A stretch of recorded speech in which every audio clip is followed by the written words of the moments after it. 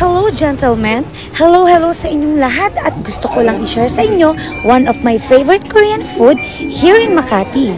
Tara, pasok tayo! Isa ito sa mga dinadayuhan ng mga tao. Sobrang authentic ang mga food nila dito. At maraming pagpipilian. Like samgyeopsal, beef, ayan may mga fish din sila and mga drinks. At syempre hindi mawawalang one of my favorite. Ayan, may fresh sashimi, iba't ibang klaseng sashimi at sushi. Spicy beef and spicy kimchi. May mga clam and jampong at iba pa. O diba, saan ka pa? Sa daming choices na nga, hindi ko na nga alam kung anong gusto kong kainin. My favorite. Ito nga palang isa sa pinaka-favorite kong wine. Thank you. Ay grabe, ang sarap nito, promise. Ang Bohey Black Raspberry Wine. Ayan, ito na. Ang pinaka-favorite ko rin, ang kimchi. Oops! Siyempre, hindi mawawala ang aking salmon sashimi. Nice one. Kitang-kita naman guys, fresh na fresh yan. Hindi katulad ng iba.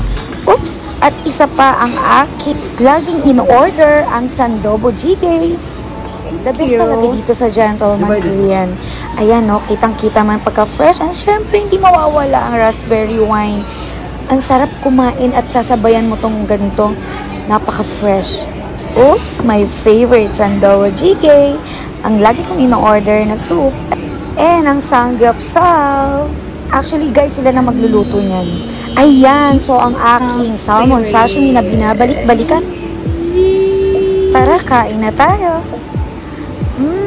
Ayan, ni-request yan na sauce ay the best. Sarap, yummy, fresh na fresh.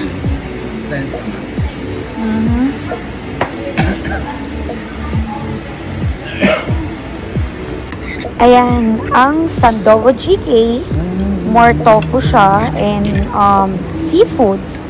Hindi talaga ako nagsasawa dito sa soup na. Kain na. Start now. Okay, so I wanna share. This is a Sandobo Jjigae, one of my favorite here in Gentleman Korean restaurant. I love soup and with tofu, you know, spicy.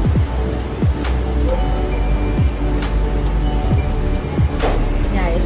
And then, of course, I love salmon sashimi and it's really fresh.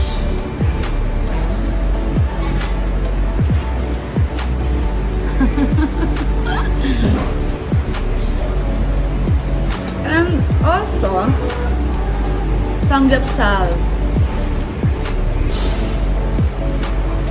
But I think this one is beef. I put this garlic, spicy, and my favorite topping.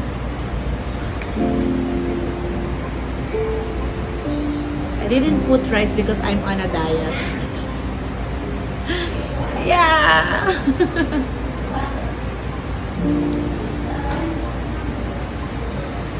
The best.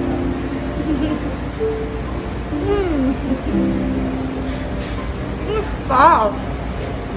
Hi, my name is Kimbalia and welcome to my YouTube channel. So don't forget to click subscribe and click on the bell para ma-notify namin kayo sa mga latest videos.